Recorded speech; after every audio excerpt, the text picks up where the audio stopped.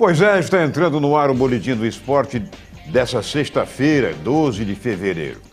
É mais um fim de semana que chega e a gente manda daqui um abraço para o presidente do Conselho Deliberativo do Goytacás, engenheiro Sérgio Armando Júnior, que está lá por Gruçaí e acompanha esse programa pela internet. E para Luiz Edmundo Paes Rangel, Luiz Canário. Olha aí, Madureira foi valente para cima do Flusão, abriu vantagem de 2-0, sofreu virada e correu atrás do empate. Tricolor de Cabo Frio começa perdendo para o Bom Sucesso, mas acaba vencendo de virada com 2 gols nos acréscimos. Americano faz jogo treino neste fim de semana com a seleção de Cordeiro. Técnico João Carlos quer observar mais alguns jogadores. O Goytacás chegou segunda-feira de carnaval em Marataízes e treina em tempo integral. O time da Rua do Gás faz amistoso com a seleção de Piúma e semana que vem vai a Vitória jogar com a Desportiva. Roxinho se prepara para a pré-temporada em Madalena. Segundo o técnico Rafael Soriano, o time viaja segunda-feira. O Edgar pode estrear domingo pelo Flamengo no clássico com o Vasco. Pois é. Galo anuncia contratação de Robinho, sem data para apresentação. Americano e Goytacás prestam homenagem a torcedor do Azul morto em acidente rodoviário. Agora, no Boletim de Esportes pela Terceira Via TV. E já agradecendo o carinho da audiência de Anderson e Dona Helena na Rua 13 de Maio, 319, do Jackson, na Santa Edvirges, número 10, lá no bairro do Horto, e Renato Peçanha, na Jesuíno Ventura, no Jockey Clube, nós vamos dizendo que o campeonato estadual teve concluída ontem sua terceira rodada, com 2 jogos na parte da tarde. No estádio Cláudio Moacir, em Macaé, os tricolores da capital do estado se enfrentaram. E o tricolor suburbano começou surpreendendo o das Laranjeiras. E logo aos 7 minutos, o lateral Felipe Formiga, ex-azul da Rua do Gás, abriu a contagem com um belo gol. O lateral recebeu pela direita, avançou, deu um drible seco na marcação e bateu forte para marcar. 1-0 para o Madureira. Ainda no primeiro tempo, aos 33 minutos, o atacante João Carlos, ex-Macaé, fez o segundo gol do tricolor suburbano, para desespero do técnico Eduardo Batista, 2-0. Mas não deu nem tempo para comemorar e Fred descontou para o Fluminense aos 34 minutos.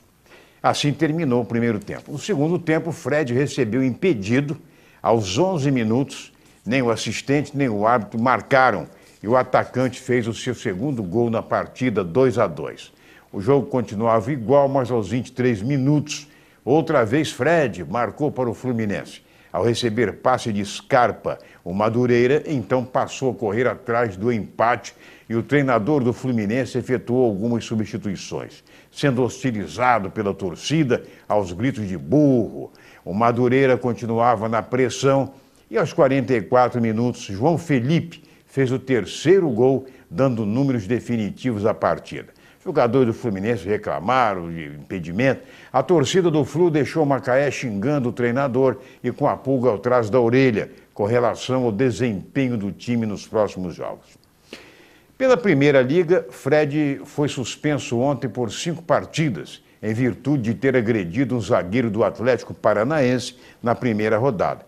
O zagueiro Léo do Furacão também pegou 5 jogos.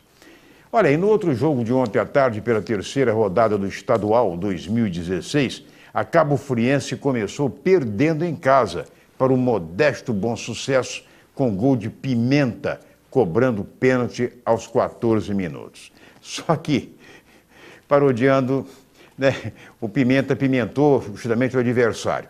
O time de Teixeira de Castro conseguiu segurar a vantagem até os 23 minutos do segundo tempo, quando então Franco empatou a partida para a equipe da Cabo Friense. O time de Cabo Frio passou a jogar muito melhor, e passou a pressionar também bastante a defesa do Bom Sucesso. Bom, mas a Cabo Friense foi atrás da vitória que só conseguiu nos acréscimos, acreditem. Aos 47 minutos, Leandro Eusébio e Carlinhos aos 49 deram números definitivos à partida. Final, Cabo Friense 3, Bom Sucesso 1. E o Atlético Mineiro anunciou ontem o acerto com Robinho, que está deixando a China, onde permaneceu por muito pouco tempo. Só não foi anunciada a data em que o jogador será apresentado à torcida do Galo. O argentino Cuéllar pode estrear no Flamengo no clássico de domingo com o Vasco da Gama em São Januário. A liberação foi anunciada ontem pela Federação de Futebol do Rio de Janeiro. Muito bem, lembrando que o Grupo A do Campeonato Estadual tem o Vasco na liderança com 9 pontos, seguido de Boa Vista com 7, Bangu meia dúzia, Fluminense, Cabo Friense e Resende tem 4 pontos, Portuguesa 3 e o Macaé não tem nenhum. Já pelo Grupo B, o Botafogo lidera com 9 pontos, seguido de Flamengo com 7, América, Madureira e Volta Redonda 4, Friburguense 3, Bom Sucesso e Tigres não marcaram pontos. A próxima rodada será disputada a partir de amanhã com Boa Vista e Madureira, aqui na região dos Lagos, em Bacaxá, né? Macaé e América no estádio Cláudio Moacir, Resende e Botafogo, e no domingo, Vasco da Gama e Flamengo, um grande clássico, o clássico antigo, o clássico dos milhões, né? Do antigo Maracanã, Bom Sucesso e Bangu, clássico suburbano, time da zona da Leopoldina contra o time da Zona Norte, e Friburguense, Cabo Frio, Fluminense e Tigres, e Volta Redonda e Portuguesa. Este último jogo vai ser na segunda-feira. Mas aqui em Campos, o Americano publicou em seu site uma nota de pesar pelo falecimento do torcedor do Goytacás, Pedro Paulo, no acidente ocorrido na BR-356, na chegada de São João da Barra. Foi publicada a foto de Pedro Paulo, você está vendo aí, torcedor do Goytacás, com um torcedor do Americano, os dois pregando a paz entre as duas torcidas. Como você pode ver aí, também o site do Goytacás publicou nota elogiando a atuação do Pedro Paulo como torcedor e participante de iniciativas de cunho social. E o Americano se prepara para o jogo-treino desse fim de semana, lá na cidade de Cordeiro, né? Pertinho de Cantagalo, a caminho de Friburgo. O primeiro amistoso foi na véspera do Carnaval em Muriaé, quando o time alvinegro derrotou o Nacional por 2-1, com gols de Phillips e Ramon Costa. Os treinamentos vêm acontecendo diariamente no CT Eduardo Viana, principalmente os treinos com os preparadores físicos do clube. Os jogadores fizeram lá um bate-bola, porque era um bobo na roda ali, e de acordo com o vice-presidente do departamento médico, Marcos Luciano, os treinamentos físicos estão sendo bem exigidos. E o elenco do Goytacás chegou segunda-feira de Carnaval à noite na praia de Marataízes, no Espírito Santo, para uma pré-temporada no CT de Armando Zanata. Nos 3 primeiros dias, o preparador físico Davi Magno trabalhou o plantel em 2 períodos. Ontem pela manhã houve treinamento físico e à tarde técnico-tático. O treinamento tático vem sendo realizado no campo do Ipiranga, lá mesmo em Marataízes, que cedeu o espaço. O transporte foi inclusive conseguido junto à prefeitura daquele balneário capixaba. Amanhã tem jogo-treino com a seleção de Piúma às 19h30.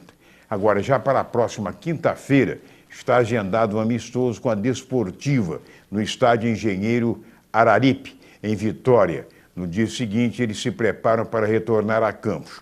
Enquanto isso, o gramado do Ari de Oliveira está recebendo reparos, já que antes do início do campeonato estadual da Série B, serão disputados, pelo menos estão programados, mais 2 amistosos diante da sua torcida aqui em Campos. Segura aí rapidinho, é pai e bola.